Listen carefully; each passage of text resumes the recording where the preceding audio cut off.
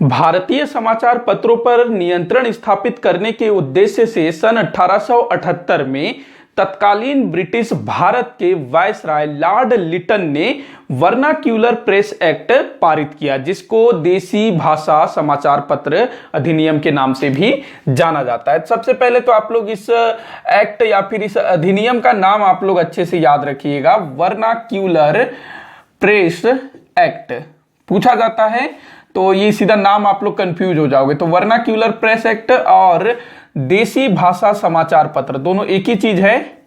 देसी भाषा समाचार पत्र अधिनियम।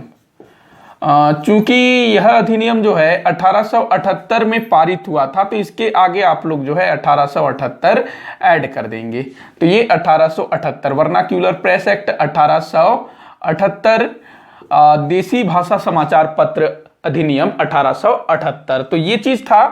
तो देखिएगा, इस समय भारत के वायसराय कौन थे? ब्रिटिश भारत के वायसराय तो लॉर्ड लिटन, ये जो है वायसराय थे। तो देखिएगा उस समय ना 1876-78 के बीच में भारत के अनेक स्थानों पर, मद्रास हो, हैदराबाद हो, मध्य भारत हो, पंजाब हो, बहुत सारे हिस्सों में अकाल पड़ा हुआ था। लोग जो है अकाल से मर रहे थे, उनके खेतों में जो है अनाज नहीं हो रहा था। और ऐसे समय में उस समय के जो ब्रिटिश सरकार थी, मतलब लॉर्ड लिटन जो थे, ये क्या कर रहे थे? दिल्ली में दिल्ली दरबार का आयोजन करके बैठे थे। ये 1 जनवरी 1877 में दिल्ली में दिल्ली दरबार का आयोजन किया गया और ब्रिटेन की महारानी को केसर ए हिंद की उपाधि दिया गया। तो ये भव्य आयोजन किया गया था, पानी की तरह पैसा बहा दिया गया था, मतलब काफी सारा पैसा उसमें खर्च किया गया था।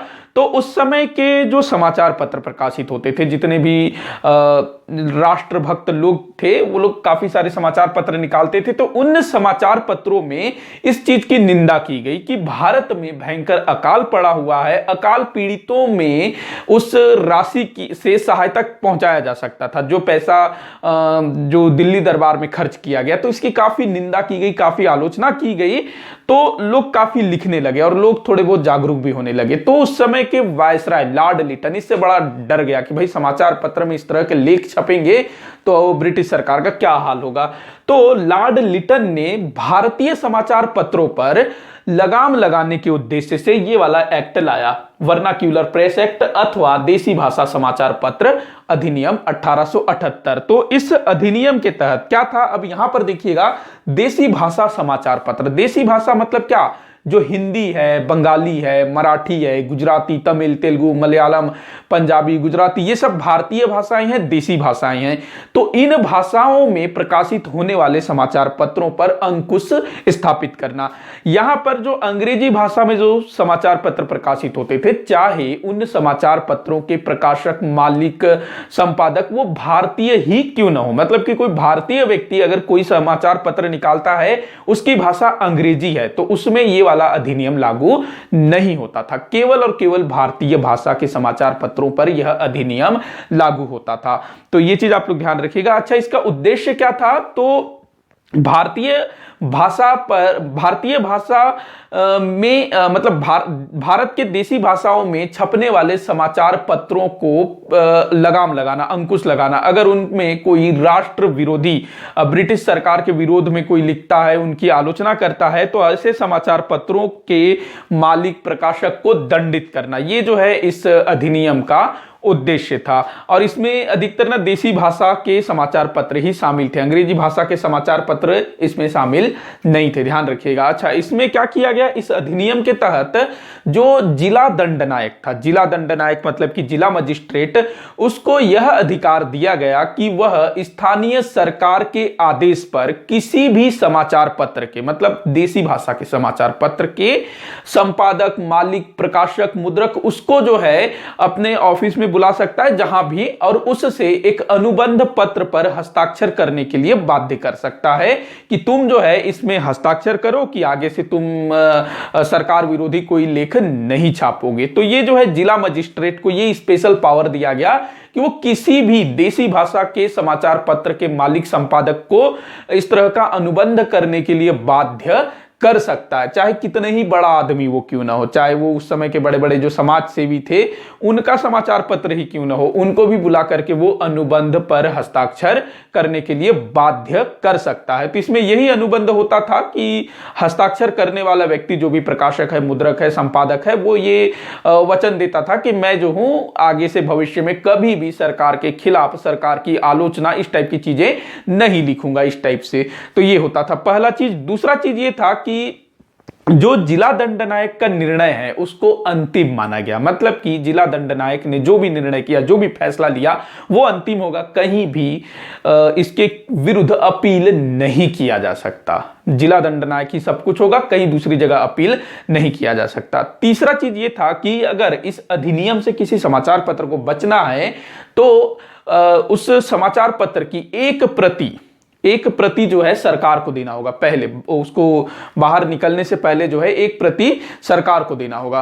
तो ये सीधा सीधा ये था, मतलब इसमें ये नहीं था जैसे कि वेलेजली के टाइम पर जो 1799 में समाचार पत्रेक्षण अधिनियम आया था, उसमें छपने से पहले सरकार के पास देना पड़ता था, सरकार उसमें काट छांट करती थी, उस तरह से नहीं था ये बस जो है सरकार को एक कॉपी देना था। तो इसमें यह था कि आप सरकार को एक कॉपी दे रहे हो, मतलब अगर उसमें कुछ आप सरकार विरोधी लिखोगे तो ऐसे ही आपको आके पकड़ लेंगे। तो ये चीज था, तो जो भी इसको स्वीकार करता था ठीक है हम दे देंगे, तो वो कभी लिखेगा नहीं ऐसा।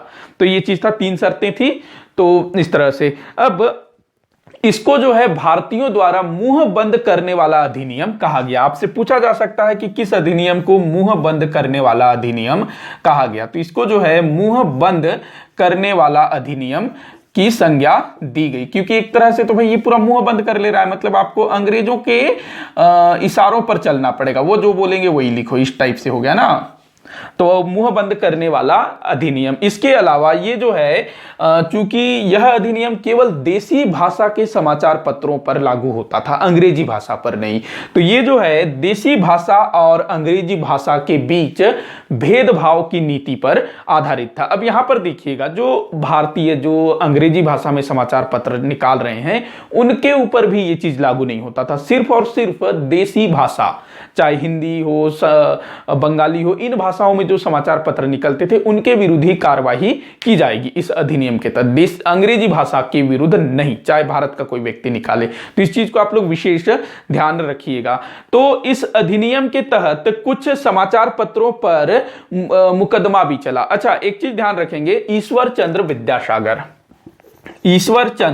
विद्यासागर कौन थे? वही विधवा पुनर्विवाह वाले ईश्वर चंद्र विद्यासागर, जिन्होंने 1856 में विधवा पुनर्विवाह अधिनियम लागू करवाने में महत्वपूर्ण भूमिका निभाई थी ना, वही विद्यासागर, ईश्वर चंद्र विद्यासागर। तो इनकी एक पत्रिका थी सोम प्रकाश। ये जो सोम प्रकाश है ना, ये 1859 से निकलना शुरू हुई थी। 1859 में ये निकलना शुरू हुई थी। 1859 से ये लगातार छप रही थी बांग्ला भाषा में। अब जो बांग्ला भाषा है वो तो भारतीय भाषा है, देसी भाषा है। तो सोम प्रकाश जो कि 1859 से बांग्ला भाषा में प्रकाशित हो रही थी, इतिहासकारों का ये कहना है कि ये जो अधिनियम था, देसी भाषा समाचार पत्र अधिनियम, विशेष रूप से ईश्वर चंद्र विद्यासागर की पत्रिका सोम प्रकाश के विरुद्ध लाया गया था और इनके खिलाफ जो है मुकदमा भी हुआ था। इनके अलावा, सोम प्रकाश के अलावा और भी दूसरी पत्रिकाएं थी, जैसे कि भारत मिहिर,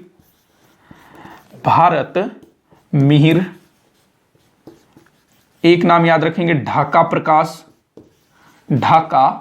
प्रकाश, सहचर, इन पर जो है मुकदमा चलाया गया। ये देसी भाषा में प्रकाशित होते थे, अधिकतर हिंदी में ही प्रकाशित होते थे। तो इन पर जो है मुकदमा चलाया गया और विशेष करके ये जो सोम प्रकाश है, ईश्वर चंद्र विद्यासागर, इन्हीं के लिए इसको लाया गया था, ऐसा बताया जाता है। एक पत्रिका का नाम याद रखेंगे, अमृत बाजार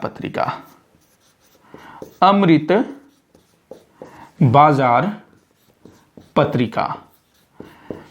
ये जो है अमृत बाजार पत्रिका 1868 से बांग्ला भाषा में निकलता था ये, और 1878 की स्थिति में भी ये बांग्ला भाषा में ही प्रकाशित हो रहा था। इस समय इसके जो संपादक थे वो थे शिशिर कुमार घोष।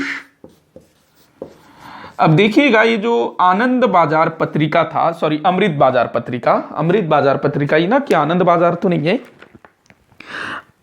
अमृत बाजार पत्रिका, ठीक, अमृत बाजार पत्रिका। तो शिशिर कुमार घोष इसके संपादक थे। तो देखिएगा, ये जो पत्रिका है अमृत बाजार पत्रिका, इसने ना अपने आप को इस अधिनियम से बचाने के लिए रातों रात अपनी भाषा ही बदल दिया। ये जो पत्रिका है पिछले 10 सालों से, चूंकि ये 1878 में आया था ना, तो पिछले 10 सालों से ये बांग्ला भाषा में निकल रही थी, लेकिन जैसे ही ये वाला अधिनियम पारित हुआ तो इसने 1878 में भाषा क्या कर लिया, अंग्रेजी। रातों रात इसने अपना भाषा बदल दिया, मतलब कि सब कुछ तैयार था, मैटर तैयार था, छपने के लिए जाने वाला था, जैसे ये अधिनियम आया आदेश दे दिया गया कि बांग्ला भाषा में नहीं, अब इसको अंग्रेजी में छपवाओ, इस टाइप से। मतलब इसके संपादक ने ही ये निर्णय लिया होगा ना। तो इस चीज को ध्यान रखिएगा, पूछा जाता है किस पत्रिका ने वर्नाक्यूलर प्रेस एक्ट से बचने के लिए अपनी भाषा बदल दी थी, तो अमृत बाजार पत्रिका। एक पत्रिका है पायनियर,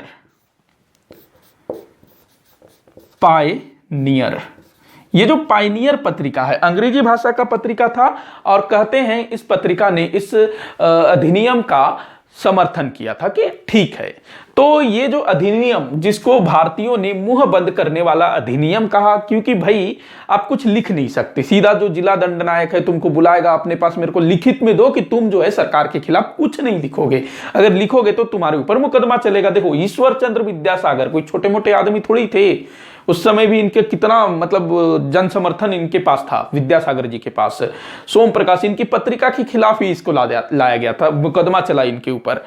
भारत मिहिर, ढाका प्रकाश, सहचर, इन सब पर मुकदमा चलाया गया। तो कोई छोटे मोटे आदमी थोड़ी थे ईश्वर चंद्र विद्यासागर। तो सोचिए उस समय के जो छोटे छोटे पत्रकार थे जो सच के लिए काम करना चाह रहे थे होंगे, तो वो सब तो भाई मुंह बंद करवा दिया गया उन सब का। तो ये चीज था। तो इस अधिनियम का उस समय भारतीयों द्वारा घोर विरोध किया गया, बहुत ज्यादा विरोध किया गया, क्योंकि धीरे धीरे ना, क्योंकि 1857 की क्रांति के बाद भारतीयों के मन में राष्ट्रीयता की भावना जागृत हो रही थी, और ये जो समाचार पत्र थे इन्हीं के माध्यम से कहीं ना कहीं भारतीयों में राष्ट्रीयता की भावना जागृत हो रही थी। हम लोग अभी आने वाले वीडियोस में जब राष्ट्रीय आंदोलन पढ़ेंगे तो मैं एक वीडियो बनाऊंगा जिसमें यह बताऊंगा कि राष्ट्रीय आंदोलन की शुरुआत होने के पीछे क्या कारण थे, मतलब कि भारतीयों के मन में कैसे राष्ट्रीयता की भावना जागृत हुई। तो उसमें हम लोग देखेंगे इन सब चीजों को। तो इसका काफी विरोध हुआ। तो आगे चल करके ये जो लिटन के समय में हुआ था, तो इसके बाद अगले जो वायसराय बनकर के आए रिपन, लॉर्ड रिपन जिनके संबंध में कहा जाता है कि बड़े ही उदारवादी व्यक्ति थे, लॉर्ड रिपन। तो इन्होंने जो है इस अधिनियम का, चूंकि भारतीय इसका काफी विरोध कर रहे थे और ये था भी बिल्कुल बेकार अधिनियम, ठीक है आप कुछ थोड़े बहुत सेंसर लगाओ, लेकिन इस तरह से भाई सीधा मुकदमा ठोक दे रहे हो, अनुबंध करवा रहे हो। तो लॉर्ड रिपन ने जब देखा तो इसको समाप्त कर दिया 1882 में, इसको समाप्त किया। तो ये काफी पूछा जाता है, ये वाला जो एक्ट है किसने लाया, तो लॉर्ड लिटन ने लाया 1878 में, और रिपन ने जो है इसको समाप्त किया 1882 में। किसने लाया, किसने समाप्त किया, कौन सी पत्रिका, भाषा बदला, किसने समर्थन किया, किस पे मुकदमा चला, ये सारा कुछ पूछा जाता है। तो ध्यान रखिएगा। इसी के साथ ये वीडियो यहीं पर समाप्त होता है। आप लोगों के जो भी सुझाव हो, जो भी डाउट हो, नीचे कॉमेंट बॉक्स में जरूर लिखिएगा। इसको जितना हो सके उतना आप लोग वीडियो को शेयर कर दिया करिएगा, वीडियो को लाइक करिएगा, चैनल को सब्सक्राइब करिएगा। वीडियो को आखिर तक देखने के लिए बहुत बहुत धन्यवाद।